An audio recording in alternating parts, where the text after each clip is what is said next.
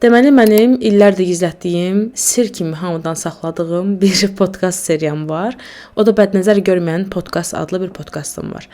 Və 2021-ci ildən bəri səhv eləmirəmsə, yoxsa 2022-ci ildən bəri mən bu podkastda davamlı olaraq yazıram və orada 25-26 epizod var. Və o podkastı mən yalnız podkastı dinləyəcəyinə əmin olduğum insanlarla bölüşürəm ya.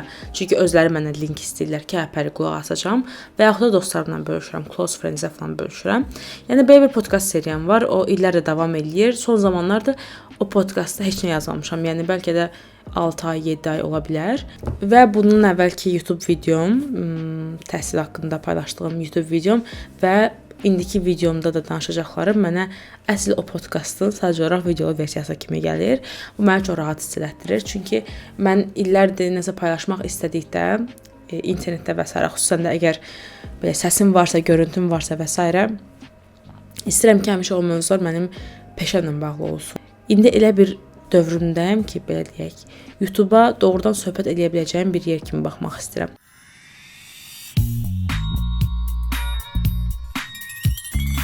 Bu videoda nə danışırıq? Uzun giriş verəndən sonra nəhayətində gəldik. Bu videoda nə danışırıq?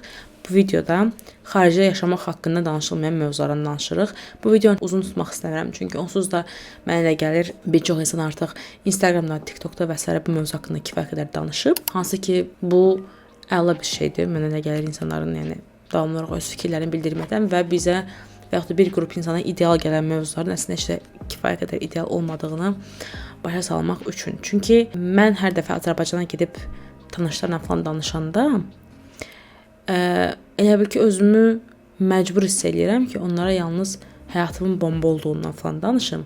Amma həyatım bomba deyil də, yəni Azərbaycanda necə bir həyatım varsa, burada da aşağı-yuxarı eyni həyatım var, sadəcə daha az stresslidir. Və daha çox sosial rifahım yaxşıdır. Bu qədər. Amma ümumilikdə səyahətimi, belə Avropa səyahətimi, xaricdə yaşamaq səyahətimə mən 2022-ci ildə başlamışam. Magistr üçün köçmüşəm Danimarkaya. Pasportuma vurulan ilk peşat Danimarka peşatı olub. Yəni ilk peşatında bir il qalacağım bir ölkəyə gedib çıxmışam. Mənim üçün dəhşətli bir şok idi. Çünki nə indi kimi xarici insan görmüşəm, doğru, düzgün, yəni belə də danışdığım, söhbət etdiyim və s. Nə də ki, bilirəm ki, multikultural və beynəlxalq mühitlərdə necə davranmaq lazım olduğunu, oradakı trendlərin nə olduğunu bilmirdim. Ona görə mənim üçün çox fərqli bir mühit idi. Mən hara düşdüyümü, nə düşdüyümü bilmirdim və mən Danimarkanın Kopenhagen yox, Aarhus şəhərində yaşayırdım. Aarhus da bizim Sumqayıt qədər böyüklüyə və əhaliyə sahib olan Danimarkanın ikinci böyük şəhəridir və mənim ən sevdiyim şəhərlərdən biridir. İlki də deyə bilərəm hətta.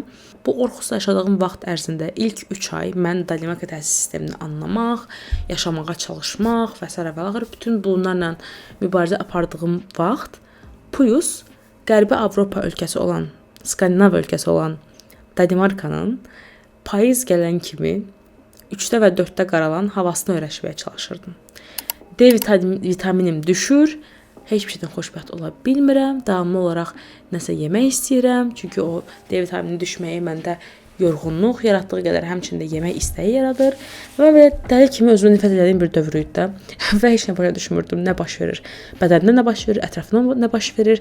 Təhsil həyatında nə baş verir? Beynimdə nə baş verir? Heç nə anlamadığım bir dövr idi. Və sonra elə dekabrda mən qaçıb getdim Bakıya 20 günlük. Sonra gəldim və ondan sonra biraz daha normal baxmağa başladım. Çünki anladım ki, Bakıda nəyi qoyub getmişəmsə, o yaxşıya doğru getmir. Bu dostluq münasibətləri ola bilər, ailə münasibətləri ola bilər, iş mühiti ola bilər, hər şey ola bilər. Bir sözlə ağlınıza nə gəlirsə, ağlınıza nə gəlirsə yox, amma bu minvalda düşündüyüm bir çox şeyə mən fikir verdim ki, Bakıda nə qoyub getmişəmsə, yaxşı ki, Bakıda qoyub getmişəm. İndi olduğum məqam bu miqrant həyatı, tələbə miqrant həyatı, mənim inkişafım, yaxşılığım, gələcəyim, heç olmasa biraz özümü yaxşı hiss etməyim üçündür. Bundan sonra mən Danimarkaya daha ürək açıcı baxmağa başladım. Çünki ilk getdiyim 3-4 ay ərzində mən Danimarkalılara əsəb, hirs və paxıllıqla baxırdım ki, bunlar necə bu qədər gözəl həyata sahibdirlər?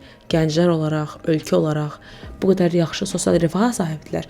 Biz isə Azərbaycanda hamı survivor həyatını yaşayır. Bu arada məsələ ancaq pul deyə düşünürsünüzsə, məsələ ancaq pul deyil.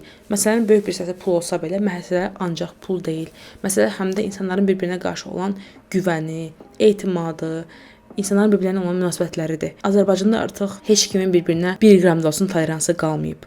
Avtobusda, küçədə, işdə və davamlı olaraq insanların bir-birinə atanşiklik etməyi hekayələrini dinləyirsən və bu Azərbaycanda artıq o qədər normal bir hal alıb ki, atanşiklik eləməyən, həyasız olmayan, həyasızca davranmayan insanlara mal kimi baxırlar.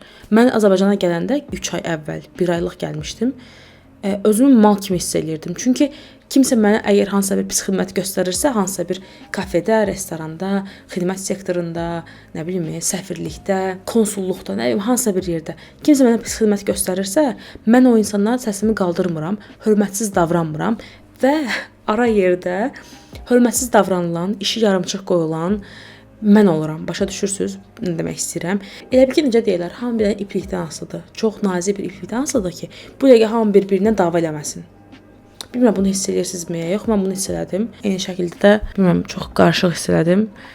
Xoşuma gələn bir durum deyildi əlbəttə. Öz ölkəmin insanlarını bir-birinə qarşı bu qədər etimadsız, bir-birinə qarşı bu qədər dözümsüz görmək. Amma anladım ki, hazırda bu mühitdə, bu iqtisadi mühitdə, bu siyasi mühitdə bundan başqa bir şey yəqin ki, gözləyə bilməyəcəyik yaxın illərdə. Təəssüf ki. Digər məsələ isə artıq öz ölkənə gələndə öz ölkəndə imiş kimi hiss eləyə bilmirsən. Yəni orada doğulmusan, böyümüsən, amma elə bil ki, artıq ora aid deyilsən hissi mənə gəlir. Bir çox miqrant insanda yaşanan o oxşar təcrübədir. Bunun səbəbini bilmirəm. Mən bunu çox hiss eləyirəm. Bakı üçün çox darıxıram bəzi vaxtlarda. Ya Azərbaycanla bağlı video görəndə, şəkil görəndə çox kövrəldiyim vaxtlar da olur, çox qürurlu hiss etdiyim vaxtlar da olur. Bir növ insan daha patriot olur, mu deyək, nə deyək. Mən özüm patriot bir ailədə böyümüşəm və onsuz da həmişə patriot insan olduğumu düşünürəm. O mənada ki, bilmirəm, bəzi insanlar belə düşünürlər ki, ölkə seçdiyim bir şey deyilsə, niyə bundan qürur duyasan ki? Məsələ qürur duymaq deyil, sadəcə olaraq əgər burada doğulmuşamsa, burada böyümüşəmsə, buranın dilindən istifadə edirəmsə, bu mədəniyyəti almışamsa, buna dəyər vermək kimi görürəm patriotizmi və bu məndə var. Və bu məndə olacaq. Yəni sözümün canı odur ki, bu qədər patriot bir insan olaraq da ölkəmdən kənarda qalmaq, ölkəmdəki problemlərə baxıb əlinə heç nə gəlməyəcəyini bilmək çox çətindir. Eyni şəkildə yaşadığın ölkədə heç bir söz haqqının olmamağı nə baxımdan, yəni seçkidə iştirak eləmirsən, dili yaxşı bilmirsən, cəmiyyətə qaynayıb qarışa bilmirsən. Bunu hamı üçün eyni olmadığını bilirəm. Bir çox insan öz, yəni köçdükləri ölkələrdə kifayət qədər də çox ictimaiyyətə, cəmiyyətə qarışa bilirlər, amma bu mənim кейsimdə belə olmadı. Çünki mən 2 ildə 2 dənə ölkə dəyişdim. Təhsilim səbəbi ilə, proqramım səbəbi ilə. Düzdür, yenə olsa yenə eləyərdim çünki çox əla bir təcrübə idi. Elə ki, mən 22-ci ilin avqustunda ölkədən çıxanda 22 yaşım hələ yox idi, heç 22 yaşım olmamışdı və mən Azərbaycana qayıdanda məzun olmuş bir insan kimi qayıtsaydım, əgər 2024-cü ilin sentyabrında, yəni 24 yaşım olacaqdı. Bu da o deməkdir ki, oktyabrında 24 yaşım olacaqdı. Bu da deməkdir ki, 3 ilə yaxın bir dövr Avropada səyahət eləyərək, yeni şeylər öyrənərək, özümü inkişaf etdirərək keçib və bu dəhşətli bir eksperiyensdir. Amma dediyim kimi, yaxşı tərəfləri olduğu qədər özünü heç yerə aid hiss edə bilməmək ən önəmli məsələdir. Bir də ki, məsələn, mən bu videonu çəkəndə mayın 7-sidir və mayın 28-i mənim yaxın dostlarımdan biri, xətrini çox istədiyim insanlardan birinin toyudur və mən o toyuda iştirak edə bilməyəcəm və bu məni çox pis hiss etdirir. Çünki yalnız o məsələ deyil də, yəni yalnız o dostum deyil, amma bir çox dostumun, bir çox xətrini çox istədiyim insanın yaxşı günlərində ya da pis günlərində yanında ola bilməmək, ailəvin yanında ola bilməmək çox pisdir. Yəqin ki, ilk özümüzü qoymalıyıq hər şeydən əvvəl, amma bunu düşünmək, bunu sorğulamaq biraz insana pis etdirir, düzgün demək gərəkirsə, ən azından mənə. Və mənim 3 yaşında bir pişiyim var. Hazırda çox sağ olsun, mamam ona baxır və qardaşım ona baxır, amma pişiklər maksimum 12 il yaşayırlar. Mənim pişiyim küçə pişiyidir deyə ümidvaram ki, ən az 12-13 il yaşayacaq, amma onu mən sahiblənəndə 2 aylıq idi. Mən ondan ayrılanda o 2 yaşı var idi. Hazırda 4 yaşı var. Bayaq 3 dedim, 4 dedim, bilmirəm. Və növbəti illərdə nə qədər onu görə biləcəm, bilmirəm. Azərbaycandan pişik gətirmək və ya da ev heyvanı gətirmək çox çətindir, təəssüf olsun Avropaya. Ona görə də ona da başlaya bilmirəm. Və heç mən özüm bilmirəm ki, Avropada nə qədər qalacam axı. Əgər bilsəm, pişiyimi öz yanıma gətirmək üçün əlimdə olan bütün büdcəni səfərbər eləyərdim, amma hazırda heç bir fikrim yoxdur. Mədəniyyətlərə öyrəşmək çox vaxt alır. Azərbaycan və Danimarka və Çexiya arasındakı mədəniyyətlər çox fərqli olsa belə, bir-birindən tam fərqli iki ölkə deyil də, nəticədə ən azından oxşarlıqlar var. Buna rəğmən, yəni Çexiyada hətta Azərbaycanla bağlı Azərbaycanla daha çox oxşarlıq var, amma yəni gedib yaşayanda görürsən ki, o deyil. İkincisi, insanlarla münasibətlər heç o deyil. Danimarka və Çexiyada mənə ən çətin gələn şeylərdən biri dostluq əlaqələri qurmaq idi. Çünki elə bilirəm ki, Azərbaycanda bir icman var və elə bilirəm ki, onlar həmişə oradadılar. Və yəni bu bəs eləyər də, yəni bu həmişə daha asandır. Azərbaycanda icma qurmaq, Azərbaycanda insanlarla qaynayıb qarışmaq daha asandır deyə düşünürəm. Bəzi insanlar deyirlər ki, doğrudan Danimarkalı insanlarla danışmaq çox çətindir, Çexiyal insanlarla danışmaq çox çətindir, onlarla qaynayıb qarışmaq çətindir.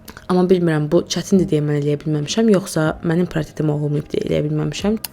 Hə, və bir də bunu videolarda da görmüşəm. Məsələn, sənin indi əlinin altındadır da 12 avroya İtaliyaya gedə bilirsən, 15 avroya harasa gedə bilirsən, 60 avroya bura gedirsən, edirsən və bu imkanlardan istifadə etməyə çalışırsan. Sonra birdən ağlına gəlir ki, sənin atan bu qədər yerə səyahət eləməyib, anan bu qədər yerə səyahət eləməyib, amma sən səyahət edə bilirsən.